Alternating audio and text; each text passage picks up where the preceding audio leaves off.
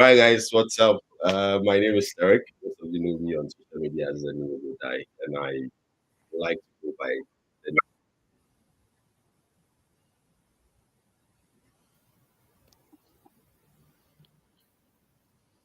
Okay, so this is a pilot, so have some glitches here and there. So just pardon us. Hopefully we get to correct them next next video.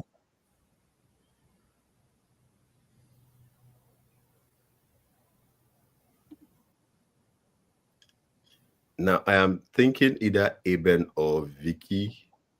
Maybe you are using a speaker. That is why I sort of hear myself Uh,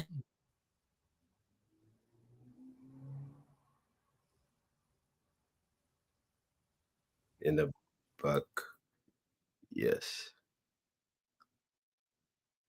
Are we okay?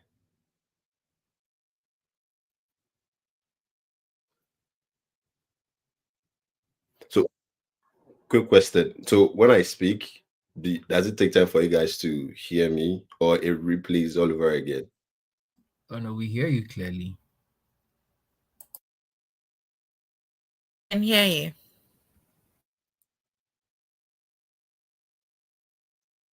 Okay. All right. So once again, good evening, everyone. And then welcome to the maiden edition of Study Abroad Pros Chat, where we bring together international students from around the world to share their real journeys, real lessons, real strategies to help you build your own, global story. Tonight's conversation is designed to help you choose the right school, the right course, the right country. I mean, the entire experience is different, apart from going through the school process and then these wonderful people here must dive deeper into those conversations. So join us today. I'll start with Vicky. So Vicky studied at the University of Liverpool in the UK. She had MS in financial technology. She's result-oriented professional with a strong background in finance, innovation, emerging technologies. She holds a BS in business administration and an MSc, like I rightfully said, in financial technologies from Liverpool University. She's currently serves as a cancer MDT coordinator with the NHS, where she plays a vital role in supporting multidisciplinary teams, coordinated, patient-centered. Bro, Vicky's bio is a lot. She sends me. I don't know Vicky, man. So, fun fact: Vicky was my class prefect back in junior high school. When you mention the name of ladies in school, she's like the number one brilliant girl in the class, and she's just smart. You when we get into the conversation, you start speaking, understand what kind of person we are talking about. And then the other person we have on the call is Eben. Eben is joining us from Brandeis University, my own school here in the US, where he studied. Um, yes, he's a graduate student in the Sustainable International Development Program at the Hela School. Before coming to Hela, he served as a communication specialist and administrative coordinator at Future of Africa, an organization dedicated to empowering children, youth experiencing child poverty, skills, and realizing their potential. I then hold a BA in economics and finance from the University of Ghana. And from the to be honest with you, today's conversation is practical. Vicky has assured me that she's going to speak everything she has on her heart. If you decide to come or travel abroad to come and study, your own wahala, it has its own style. He also told me that for him, he's come to pamper all of you. Now we get more Ghanaians over here. This is parties in opposition. So, guys, welcome. Thank you, thank you, thank you, thank you, thank you. Easy. Nice intro. Um, so, did you think I did a good job with the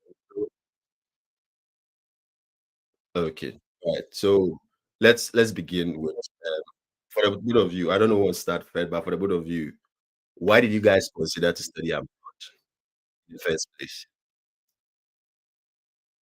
Vicky, do you want to go first? Okay, I'll go first. So I wanted something that I had not done before. Like Tarek said, I have a bachelor's in business administration, but I just wanted to move away from pure business admin or pure accounting because I majored in accounting to something else, finance and then technology. Ghana at the time didn't have the course that I was looking for, and I felt okay. Traveling abroad, looked at other institutions across the world. UK is well advanced when it comes to education. Like, okay, I'm going to the UK to pursue it. So my choice of program actually influenced where I wanted to study around the globe. I see. Mine is a little connected to Vicky's own, but also a little different. For me, I think it came from the privilege of the background that I had, because my high school education was in a school that used the American curriculum. And so I was more geared towards doing something that is more American related. Although I went to the University of Ghana, it was always at the back of my mind that I need to go back to my American education because that's something that I understand a little bit better. No shade against, Ghanaian, British, any other education, but just because of that's what I had done for a very long time. And so I wanted a continuation of that. And so once I identified that, oh, I want to be able to do my master's because I'm looking for a way to bridge the field of economics with social work, I think it was just a no-brainer for me to look more at American institutions. That's what influenced my decision, more or less. Okay. Nice. So I feel like both of you have different stories, but then I'm throwing the same question back to you guys again. So looking back, you say that your initial expectations matched your realities. Um, yes. I'll say yes, because the faculty at University of Liverpool are like one of the top people in the UK, like experts in their fields. Yeah, so I'd say yes. I got the best out of the education here at Liverpool. I think I made one of the best choices yet. Very, very similar for me as well. I think what I expected, this one was proper what I ordered and what I got. I actually got what I ordered because I was looking at an education that is more personal, where you can feel a bit more connected to the faculty. I was looking for something where I felt I could engage more in class because I like to be able to express sometimes things that come to my mind. I like to be able to ask questions. And so being in smaller classrooms, having that opportunity to engage with faculty, having access to resources that allow you to explore different things that are on your mind and on your heart. These are things I looked forward to having. And so coming here, I was able to get each and every one of that. And so that really, really helped me meet the expectations that I had in mind. Right. So looking at your individual stories, I feel like it was a process for you. So you had expectations. Maybe perhaps seeing other people who have, I mean, other international videos, you've seen the process they have been through. So maybe you design your own for yourselves. So I just, maybe this might be my very first question to you. So can you walk us through your selection process? How did you choose your school and why the UK? Okay. So mine was, I think it was quite easy for me. Not to brag, but I graduated as valedictorian in my school in Ghana, 3.91. And I wanted more. I didn't want to lose that. I wanted, okay, you're here, you've gone here. I wanted to advance to a higher level. So I just wanted to enroll in a Russell Group University. Liverpool University is a Russell, it's part of the Russell universities here. So I considered University of Liverpool, and then Imperial College London. I was also considering scholarships and funding as well. But with Imperial, they wanted me to have like an engineering background before I could enroll onto the financial technology program. However, Liverpool considered my previous academic background and were willing to offer me that with the scholarship package. So I looked at both, and then I didn't even apply to Imperial. I just applied to University of Liverpool because I knew I was going to get it. So that's what happened.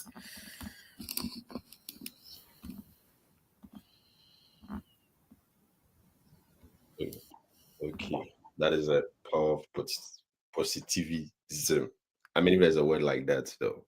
Amen. So please also walk us through your process. Now. Yeah, for me, I think so. It started with what I was looking for. Right, I did economics in the Premier University in Ghana, University of Ghana. Yo. Tarek, I thought I had the floor. You have the floor. You have the floor, bro. Thank you very much. Yes, I did economics, right? But then the work I was doing, I was also working with Future of Africa, which Tarek mentioned in the introduction. And they were doing a lot of like major work in the streets of Accra, trying to help those who find themselves living in the streets transition out of that. And so I just figured that I was very passionate about that, but I was also very passionate about the field of economics. So I wanted that melting point. How do I bring those two people together to do something that, brings me joy? And so I remember speaking to my mother about it, and she was like, I think the field you're looking at is development economics or international development. And so that guided my search. Once I knew that, okay, I know I want to further my education in America because of what I mentioned earlier, the next step was now looking at programs that they have that are within that field. And I didn't want just any program. I wanted a program that gave me that opportunity to do a practical. That means like a field work within the area of expertise I'm looking at. And so that informed my search. I came across schools like Brandeis University, Johns Hopkins, Boston University, and a couple of other schools that had what fits what I wanted. Because I searched, I looked at their profile, looked at their websites, and these are the things they had. And so once I finalized my list, I was in the process of applying. But interesting enough, I had only applied to Brandeis and Johns Hopkins so far. And the admissions results came, and by God's grace, I had gotten in. And so because I'd gotten in, I just left out the other schools because these were my top two choices. And I focused on the next steps for these two schools. And I ended up settling on Brandeis University. So that's sort of my personal journey with my selection. Brilliant. Mhm. Brilliant. Vicky, did you want to add to it before I come up with my follow-up question? Oh no. Lovely Yes. So, submission. and this is what I'm thinking. I think people have the notion that if you want to come to, want to travel abroad to study, you need to select after your research, you need to come up with like about 5 schools, 10 schools, and in fact apply to all of these schools. And then when the admission comes for all of this, and then you start doing your calculations when it comes to funding. And then I know this conversation is not about me. I personally believe that this is one time wasting because you honestly you put a lot of resources on paying for application fees for all of these universities. One, you are going to write like SOPs because at the end of the day, most of the programs that you even select for various schools are different. So you end up writing so many SOPs for all of these schools, right? So listen to what Vicky said. I think Vicky applied to this one school. She was positive that she was going to get in. She's going to get a funding. She did that. And she got it. And you applied to 2 schools.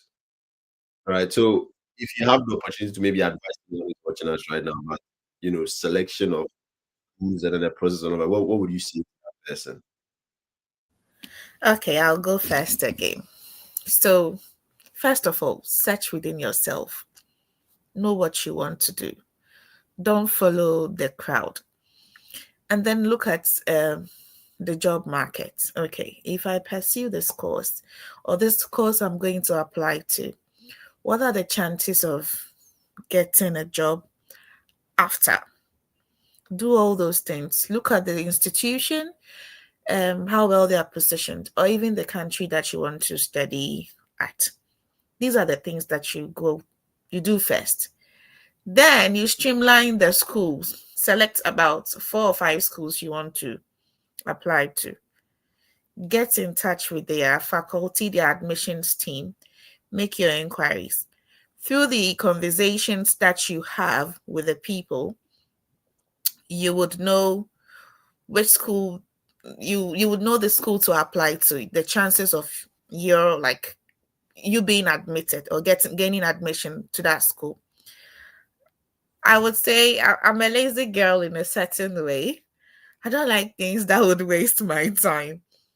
So after I've discussed with the faculty, the admissions team, I know what I want. And you also know that definitely this school is going to come after me. They would keep sending you emails, always following up. Yeah, I think I did same for my younger sister as well. She applied to just 2 schools. I looked for the schools from the UK for her. I didn't want to waste time. Like, okay, this school you get it. This school, and she got admission in to both schools. Then we chose one. Yeah. So know what you want to do. Interact with the faculty. Ask them questions. Scholarship packages. And check for the acceptance rate as well, so that you wouldn't feel disappointed. The more you chat with them, question them, they feel like, okay, this person is actually serious about enrolling. I applied to the University of Liverpool, I think a day to the deadline, 31st of March. And I kept negotiating with them until I got my scholarship. Just like 4 months. They had exhausted everything. But I was bent on going to that school. So I kept sending emails. Till as of June, there was no scholarship offer for me, though I had gained admission. Yeah. But I was on their neck. Like, oh, I negotiated. I think I did same with Northeastern University as well for my younger sister. Yeah, so know what you want and then focus. Apply pressure. Sometimes it works. Mm. Yeah, very, very similar to what Vicky shared. I think you must have a clear understanding of what you are going for and what you want to do. I think that ultimately guides every single step that you take when it comes to the admission search and the admissions application journey, right? Because these things they can get very overwhelming, and UK, Europe, America, Canada, all of these countries they have a broad range of options that you can choose from. And so sometimes when you see this, oh, I want this, I want that, before you realize you've lost yourself, you've lost your search, and you're trying to pick from everything. But I will say that it also depends on your intentionality with the process. Because myself, I applied to 2 schools. Many of the people in my program only applied to 1 school where they are in the garden. But I also do know other people that had maybe 8 to 10 schools. An example is my own brother, who is doing his MBA currently in one of the top business schools here in America. And for him, the reason why he was able to do that was because he literally dedicated time to that applications process. He took time, he resigned from his work because he knew he wanted to do business school. He resigned, came, and for his entire period, he was just focusing on admissions, his GRE, his SOP, his everything. And so he was very intentional about the process and he knew what he wanted. And so he had these broad range of options that he applied to. By God's grace, he got what he wanted and he's there now.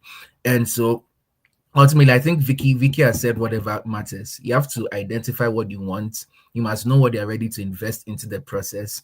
You must do your research properly. Once you do your research and you identify the list of schools that you want, then it's now time for you to focus on those schools. Because when it comes to admissions, the schools need to know you. So you need to put yourself in application webinars and email professors. That takes time.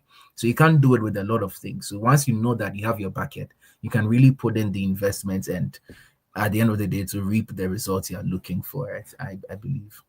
Yeah. All right, thank you. I think this conversation so far has been insightful. And for me, I don't even need this info now again because I'm also already here. But I hope those who are watching have some few things from what Vicky, are sharing. Now, um, I want you to rate this for me for criteria that do matter when you're applying to schools abroad. Now, do you focus more on one rank, scholarships, program strength, and work opportunities? If you have to scale, this criteria, which one do you think will come first for you, Abel?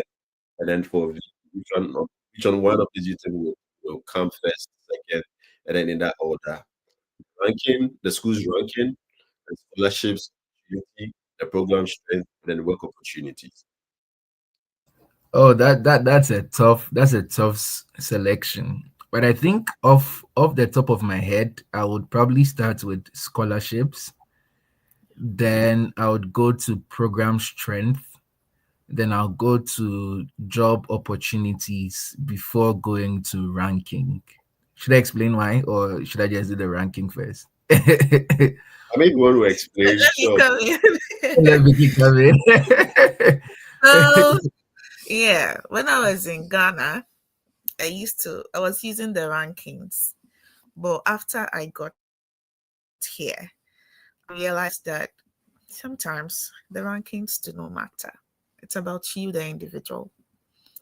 So now I would also go for scholarships, the program strength, work opportunities, and the ranking will also be my least problem at the moment.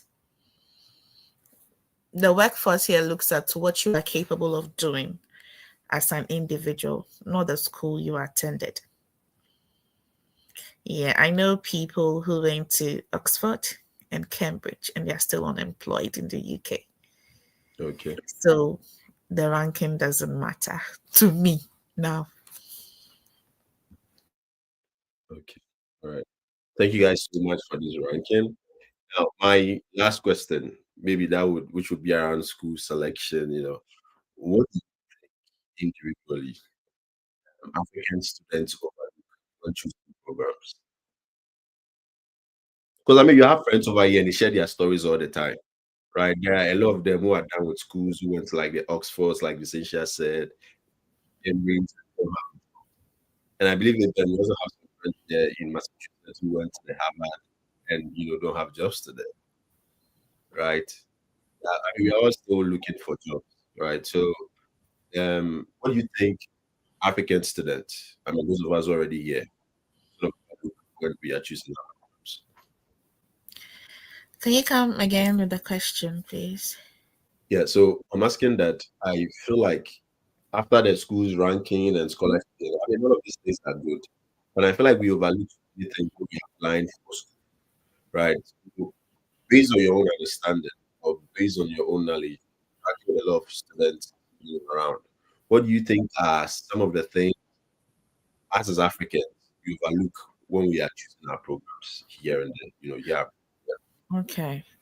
So I would say this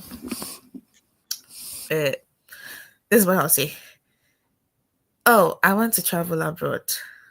I'm willing to pursue any course so I can travel abroad. But the mistake we always make is this. You want to travel to the US, you want to travel to Europe, you want to travel to the UK, even Australia. What are those countries looking for or looking out for from the job market? We usually do not consider that the idea of traveling is what matters to us, and that's the biggest mistake I would say we make. Because now when you come to the UK, those with engineering backgrounds, maybe healthcare backgrounds, some healthcare programs, and then even with business, if you just do accounting, there's so many people studying accounting here. They have apprenticeship programs for them, so you don't necessarily need a degree to be an accountant here. Then I come with a mindset that okay, I'm just coming to do accounting because I want to travel to the UK. It doesn't work that way. So look at the country you're going to, what they really look for, what they need from people. Sometimes you need to compromise if you really want to be a part of them or want to join or travel to that country. You may be refused at the embassy if they feel your course is not really strong and it's not really going to contribute to their economy. Then that's what most of the countries and then schools are even doing now.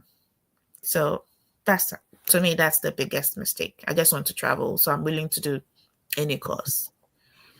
Yeah. Yeah, yeah, and I think from my end, one of the things a lot of Ghanaian students overlook is the alumni network that the school offers and the networking opportunities that they have outside of the classroom.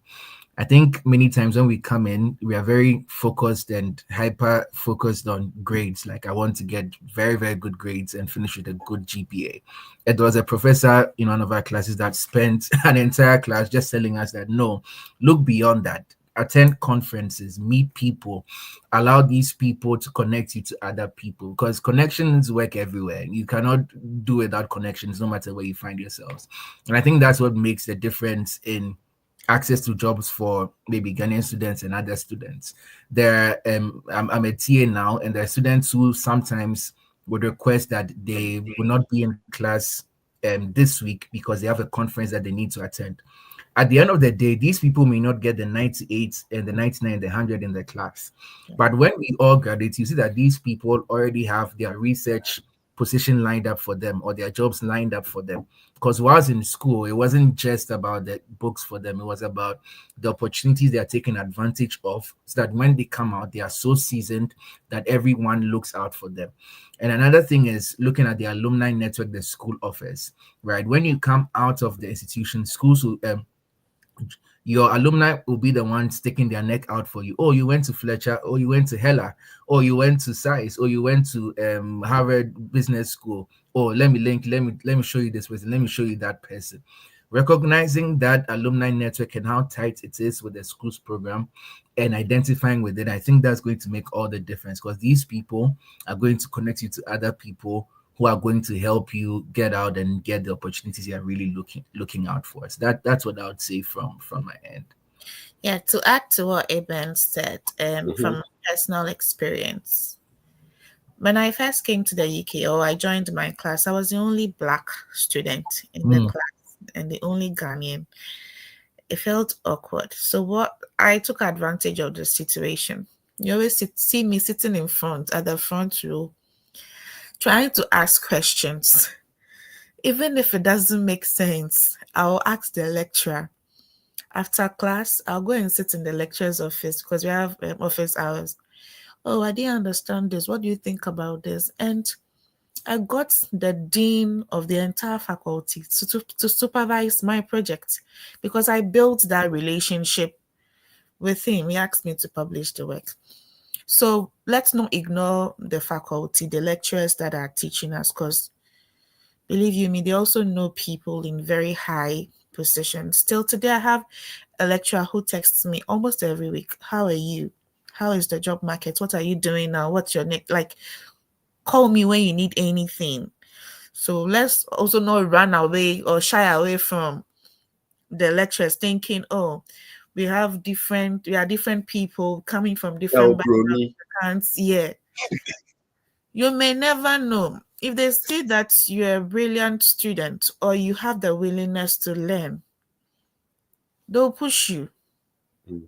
You don't have to worry yourself about anything. They'll push you. Yeah. All right. Thank you guys so much for sharing this with our listeners. Now, we've identified our schools by now, I'm sure. We've decided on which country we are going to. So I think next question would have to come from not application. For both of you, let me start with April first. What was the toughest part of your application process? And then what strategy did you employ to make it easy for you? Oh, the toughest part for me was the recommendation letters. Anytime I think about I think about it, it brings a lot of anxiety in my heart. The reason why it was tough for me was, I think, for the institution I went to, like, it's a good, very, very good, as I said, the premier university in Ghana. But because you have so many in a class, getting a professor to, number one, recognize you is difficult. And getting a professor to take time out of his day to say that I'm writing a recommendation letter for you is also another wahala. And so for me, it was something that I was always just anxious about. Who am I going to even talk to in the first place? And how am I going to get them to he sent a recommendation letter to all the schools I look at are applying to. As I think for me, the first thing that worked for me was I already had it at the back of my mind before my final year that I want to further my studies.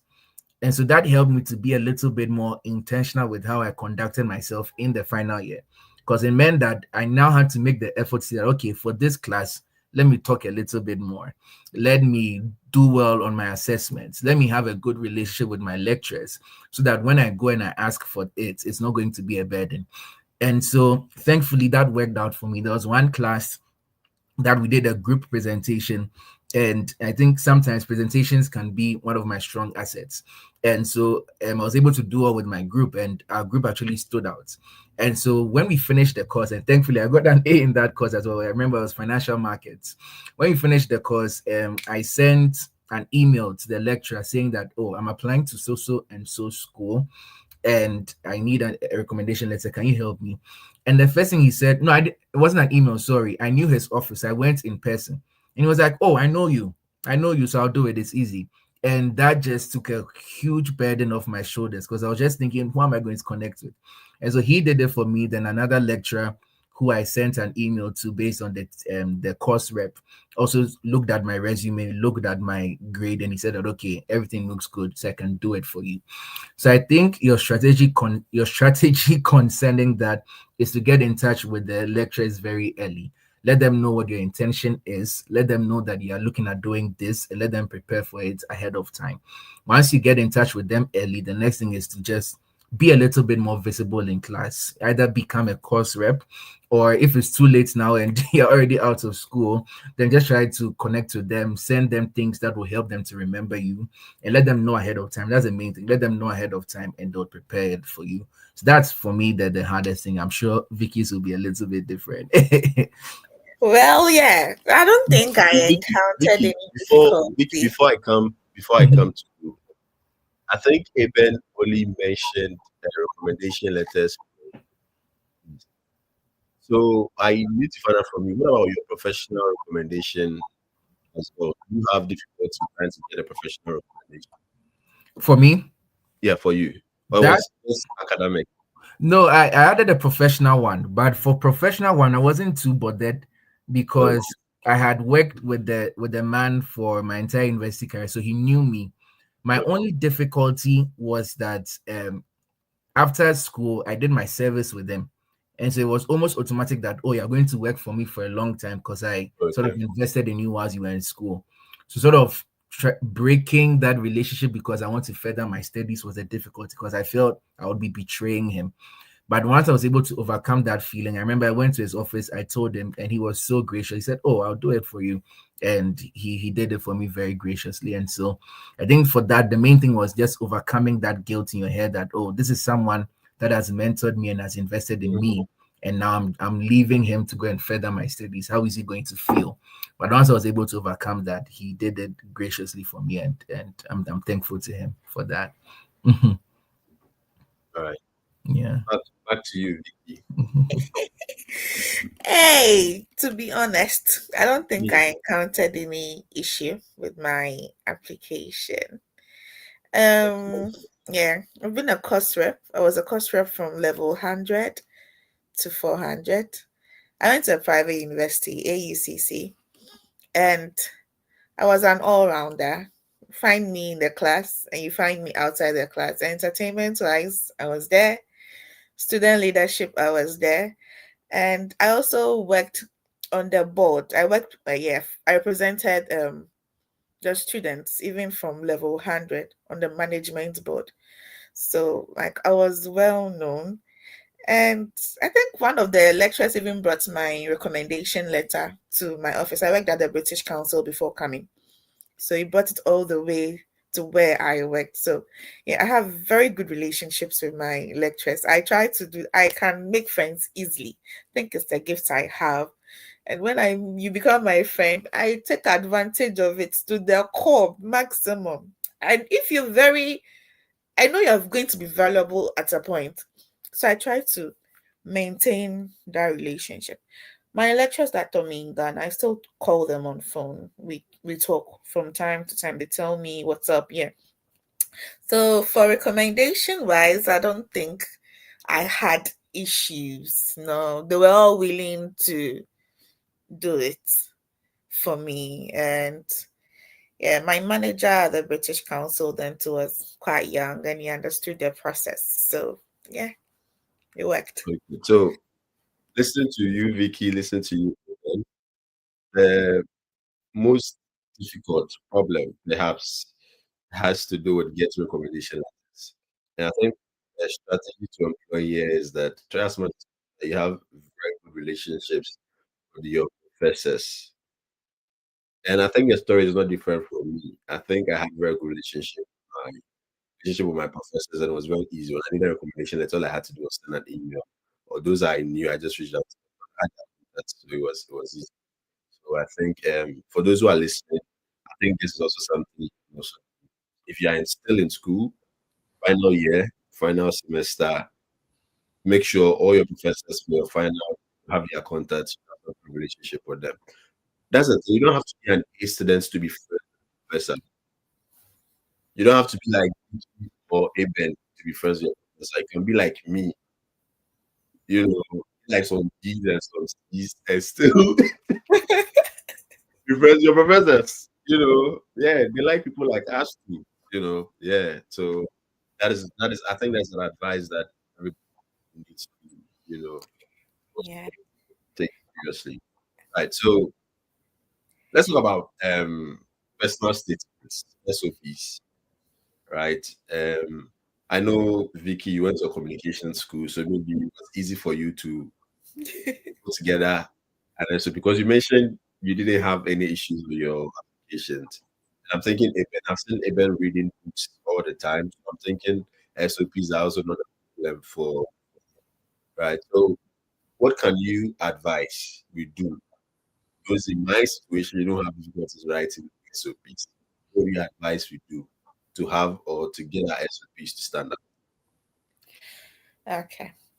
So with the SOPs too, even Mhm. before I got to level 200, I was writing SOPs for people who wanted to further their studies abroad, and I was Yeah. charging them for it then.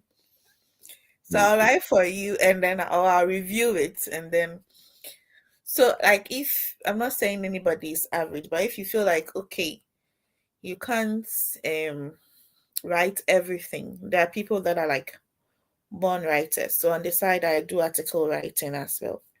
Speak to someone who can help you. You probably have all the ideas in your head. Jot it down. Go to a friend you believe can assist you to write it. I'm kind of like a perfectionist. If I see that it's not good enough, I would want to willingly do it because I want you to get there. I like to see my friends also get in there. So if you feel you can't do it, go to someone, consult, let the person help you. It's just about you.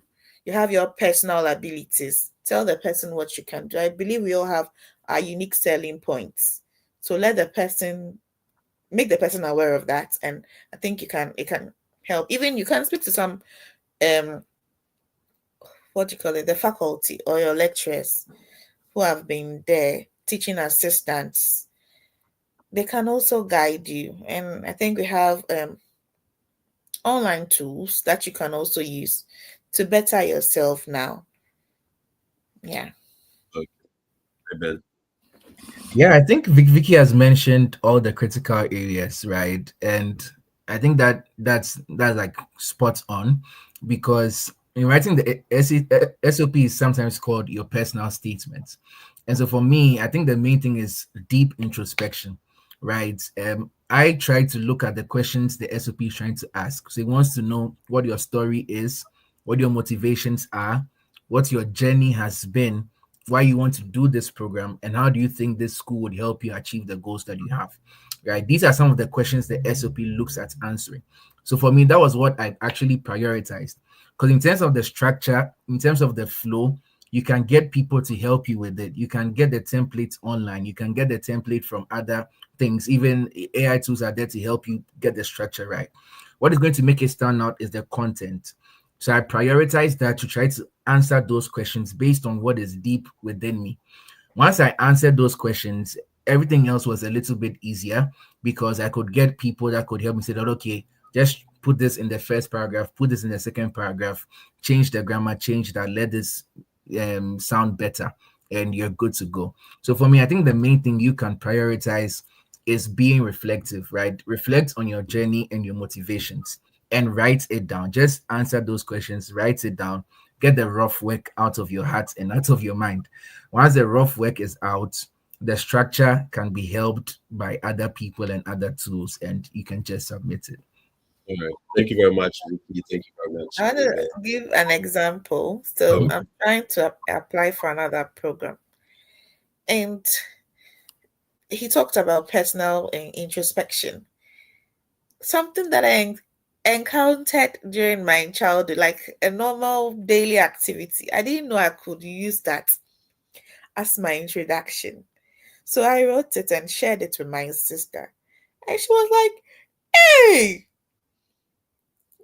Uh-huh. so don't Mm-hmm. limit yourself to what's happening now. Like, think deep, go delve deeper into you. You may never know, that may be the winning statement of purpose, because not everybody has gone through or experienced what you have been through. So don't think about now. Could be from when you were growing up, you lived in a small community, you lived in a, let's try to be innovative. Lived in Teshi, Vicky. tell them, Teshi, there's lots of Yeah. teenage Yeah. pregnancy there and all of that, but don't don't be afraid of also telling your story. Don't be shy about it. Say what it is. It may Yeah. change something, yes, and that could be what could break the ice for you. So I'll add that to it. All right. I think most people have the notion that for SOPs, it's not something of the university to pay attention to because they believe that there are so many people writing SOPs and applying to the schools, right? So the admission is how are they able to read all of these SOPs? One thing I know is that for most of the schools, even when you apply and you do not apply for a scholarship and your story stands, they spot you out. Then they want to award you the Dean Scholarship or the President Scholarship, based on what you have written. So I think for those of us watching, let's prioritize our SOPs. And there are so many tools for us to make our SOPs easy. Just a reflection. Whatever you want to write, just reflect on it. Highlight them, state it down nicely, and then you feed it to something. And the thing will bring it, give you something out. Now it's very difficult again, right? Yeah, so now things are way easier than they used to be, you know. Yes. So things I mentioned scholarship. Guys, let's talk about scholarship. When do you apply for scholarship? When do you apply for scholarship? And were these applications different from your school's kind of like application? You know how you do the application, the ones that you have to apply for scholarship, Mm-hmm. or you do the two together. Yeah, Vicky, do you want to go ahead? Okay, so I didn't do a separate scholarship application. It came with the management school, and it was awarded based on merits and then academic standing. So it came, yeah, I didn't do a separate application for it. Just that, like, my SOP also had to stand out, and then probably my GPA. Yeah, very similar to mine. I think most schools now, or let me not generalize, I'm sorry. But the schools I applied to, for most of the applications, they had automatic considerations for scholarship. So you just needed to tick the box that, oh, I want to be counted for scholarship. Then they pass you through that process. And so that's what I went through for the two schools I applied to. But then the packages I got, the Brandeis package was much better than the Johns Hopkins package. And so that sort of steered my heart towards Brandeis, because at the end of the day, you need to pay your fees. And so whoever can help you pay it is the one that would sort of get you over the line. And so Brandeis gave me a 70% tuition scholarship. And so my job now was to look for money to take care of the remaining 30%. When I get here, whatever I used to eat, where I'll sleep, and all of that, that was my burden. But 70% was taken out of the way because of that automatic eligibility that they have in the process. Yeah. I think funding is a big conversation for many people. How to get funding, what would you guys advise when it comes to funding? Because I thought you both got scholarships. What about if you apply and get scholarships? What would you advise them? So with that, if you don't, so it's a dicey one, but look for schools that are quite affordable. Schools that you feel like, okay, even when I get in, I'll be able to pay easily. I know in the UK there are schools that are less expensive, and then there are schools that are very expensive, like where I schooled. So if you know you don't have any funding at all, don't go in for the most expensive schools because you want to attend there or you don't have anyone to support you. Like I said earlier in my earlier submission, the ranks do not matter. It's about you, the individual. So if you can go to Teesside University or University of Hull and you'll be able to make it, apply there. It's less expensive. Like it's Lexus. I think University of Liverpool, my course is about 20, it was about £27,000 for a year. Imagine coming from Ghana with no money, and then you have to pay that amount of money in a year. Your living cost is not included. It's going to be a headache for you. If you don't pay, you'll be deported. Yeah, yeah. Then Teesside or University of Chester is there offering the same program at maybe 10,000. And you can make that 10,000 and then pay for it. People who can't even support you. So don't look at the school's reputation or something. It's about the affordability. Yeah. At least you should also have some backup. Don't come with nothing, else you struggle. Family and friends, I'm coming to the truth now. They'll tell you, oh, come, I'll support you. But the moment you get here, the situation becomes different. You face reality. So at least have some backup before you leave. And that's the honest truth. If you don't have anything at all, don't try it. Yeah, exactly what Vicky shared. And I think with scholarships, the first starting point is the school's website, right? They will tell you outright that we offer this amount of scholarships for these things. And maybe we have a full tuition scholarship for 3 scholars out of everyone. So they'll tell you. So you need to first prioritize that and apply for that. Then after you do that, the second step is now contact the school. Because although they'll tell you things plainly, there are also things that they may not tell you, but they're actually there. And so you need to contact schools and professors and ask if there are alternative funding opportunities that they have for you. Some may offer you an assistantship. Some may offer you, a research grant or whatever, different things that they have. And that can waive your tuition and give you a little stipend to take off whatever you have. The next thing I would say is try as much as you can to get in touch with some of the current students in the school, because these are people who have gone through the system and they know certain loopholes, maybe not loopholes, but certain people you can contact and certain things you can do to help you fund your education. If you get in touch with them early, they can help you put things in place so that you can sort yourself out when you get to the campus. The next thing that I'll say is external fellowships. There are different external fellowships and scholarships that are offered for people looking for educations. That's why your search for schools must start early, because now early admissions for graduate programs for next year, the deadline will probably be end of this year or maybe early January.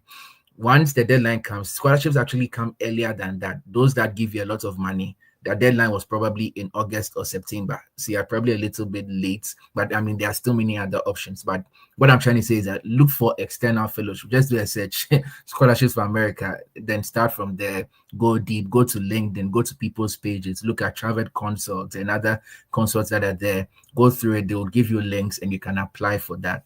Then the final thing I would say is that once at the end of the day, you have your admissions package and the money may not be enough, then you can just consider your options. If you want to take the risk and add a loan to your package, you can do that based on where you see yourself in a couple of years and what you think you can do. Then you try to use that to supplement your package. Then you're good to go. All right, guys. With Thank the you so UK, much. Vic, you want to add to it again? with the UK, I think the process is a bit different.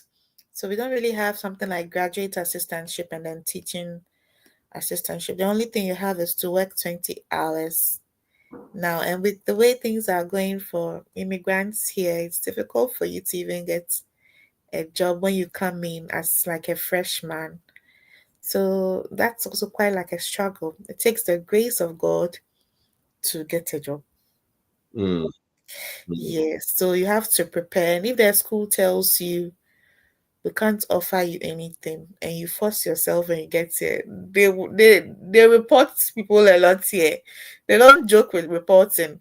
mhm. They send you email once or twice, and if you don't act, they would report you.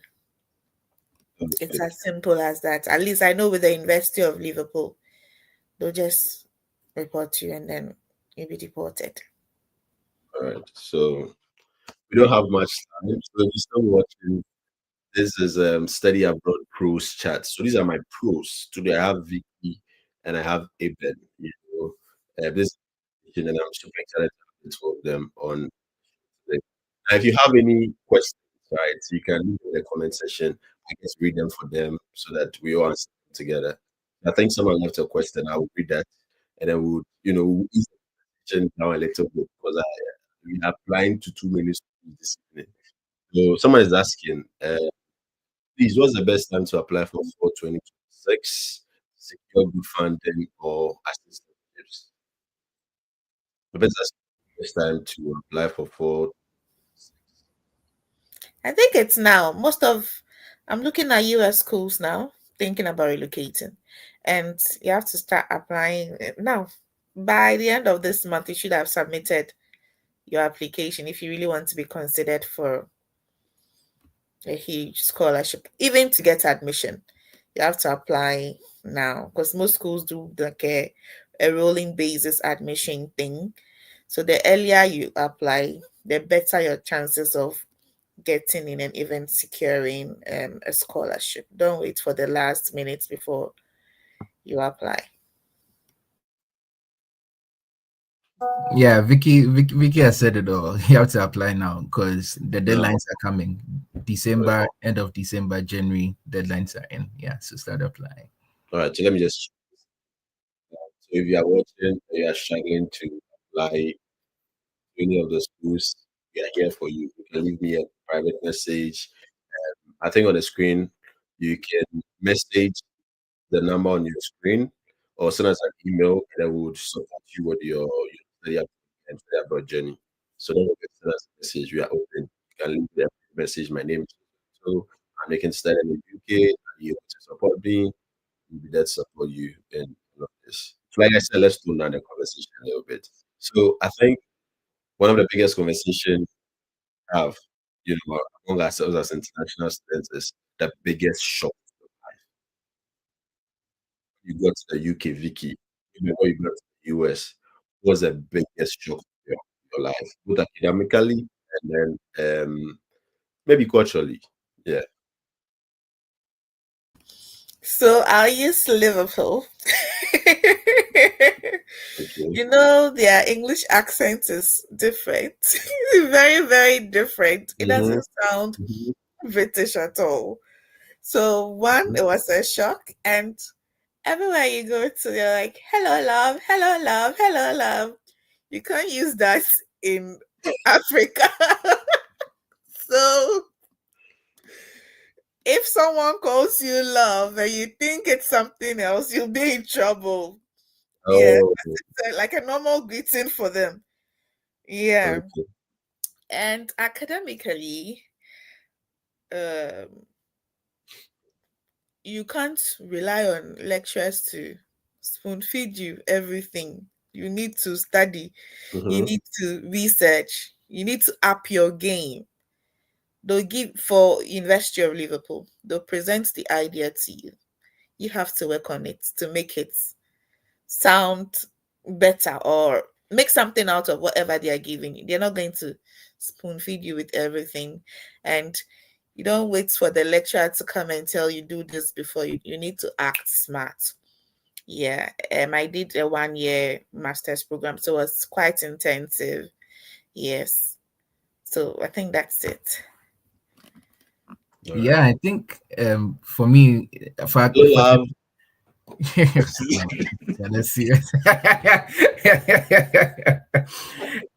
For me, academically, there wasn't many shocks there because of, I think I mentioned at the beginning, my background with the American education system. So I expected it, and so I was a little bit used to it.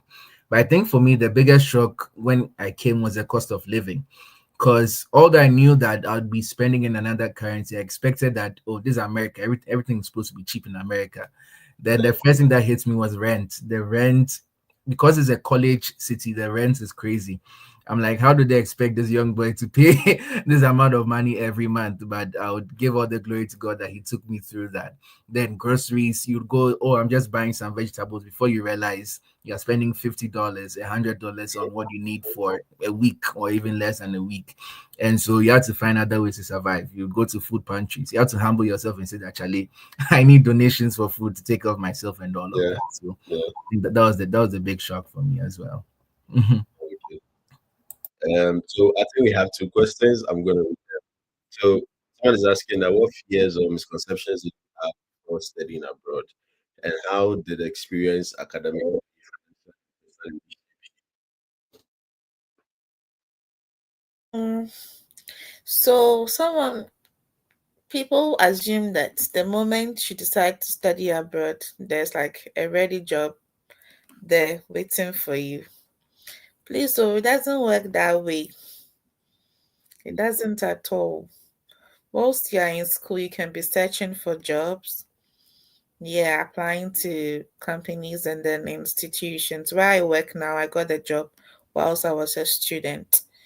So don't wait for some of the schools will even lie to you that, oh, apply, you'll get a job here at Coca-Cola, you get a job at Deloitte, you get a job here. It's a lie. It's a strategy for them to woo you in. Mhm. When you come in, you face reality. So please try and do something, look for something else. You'll be in trouble. And I know with the American system, you can't even work outside campus if you're a student. So that's also another limitation. Try and see if you can get internship opportunities or something like legally, and then Yeah, I think Vicky has hit it spot on. I thought that as soon as I entered this university, that the companies will be looking for me, right? Especially because my school and the program I'm doing, they tell you that for the first year you study, then the second year you do like a field work or an internship for an organization just to practice what you've learned. And so in my head, because it's part of their program, once I study for 2 months, they are going to give me an option of organizations to choose from for the internship I'm going to do. I thought it was just waiting for me there, but you enter and you realize that the job market is crazy, especially for the field I'm in, which is international development, right? A lot of funding cuts, and so searching and searching and searching and searching and searching before you finally land a place that you can get some experience and also get some income to take care of your needs. And so those are my misconceptions. But once you get in, they also help you. They'll tell you how to search for jobs, how to reshape your CV, how to reshape your cover letter so that you can be valuable in the market and attract what you're looking for. Tarek, you're muted. All right. So I'm saying that they provide you with the resources, basically. Yeah. All right. So there's another question which I think is a bit technical. Someone's asking that how do I go about using the same service number for different school, please? I don't think there's something to maybe not able to respond to this. No, I think this is a more of like a backdoor discussion that he might have to have Yeah, with. it's yeah. So I know Joseph personally. I reached out to him personally. Let's see how best I can help. Yeah. All right. So and then I think it's also there's a follow up which says that also is there a difference in the service number for an undergraduate and service number for graduate students? I know for service numbers they're usually generated by ISSO, International Student Services Office. So it's more towards immigration. Because then they are more like the liaisons between the school and then the immigration services. So they usually handle some of these things. So there's a conversation either you sort of reach out to your ISSO advisors from the real school right to sort of support. And I'll also try and gather some kind of info for you. Yeah. So guys, trust me, this conversation has been insightful. Thank you so much. I wish we can continue and chat, but I know you guys have other things to attend. So maybe at a better time, maybe we'll have you back here, Vicky, and then continue with I have like questions for you guys, but time is on our side now, and I want to make sure that we to an hour so that those who are joining can also listen and they can also go back to whatever they have to do. And like I'm saying, this is private inspired by private consult. My partner, I have my partner who work with Gracious, there's our patients guy, Abbas, and there's Clifford. Big shout out to all. They made this possible. I thank them for making this possible. Thank you, Vicky, for taking your time. You're more like my sister, my girlfriend. I never, sort of, yeah. We've known each As for other since we're kids, since nursery. Oh, yeah. As for Amen, I don't know what to say. Amen is always there for me, man. We are not far from it. We need the ride. Amen will show up for me. If I need something, he's always there to support. Thank you for this call. Um, Thank you to everyone. We hope to see you again next week with another set of pros for more international experience conversation. Yes, mostly about conversation. So thank you all for being on the call. And I'll see you guys again, same time next week. Bye. Wait. Make sure you follow me on my platforms. It's at a new guy. You guys want to say your final words before you Yes. So okay. Travet Consult is the best for you. I'm recommending the organization to. They're going to assist you with all your educational inquiries and even prepare you if you want Tell to them. abroad. So you don't look further. Just go to them. You can go to the Neo Bodai and his partners for all your educational needs. Thank you very much. Thank you. Thank you. Yeah. What do you have to say to? Don't like give me fake shout outs, bro. I know you. Don't give me fake shout outs. Yeah, all the best in your individual application journeys. Put in the work, and the work will work for you. And yeah, get in touch with people that can help you put things in place. And one of the people you can get in touch with is Tarek, is Gracious. I know them. They're amazing people. They single-handedly brought about 20 people to the school that I'm in. So they know what they're doing and they Yeah. know what they're talking about. So get in touch and they'll be with you. All right.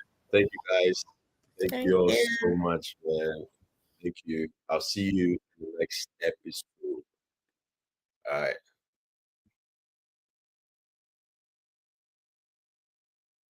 Like I said, this is still a pilot. I'm trying to end this video call. God help me at this point.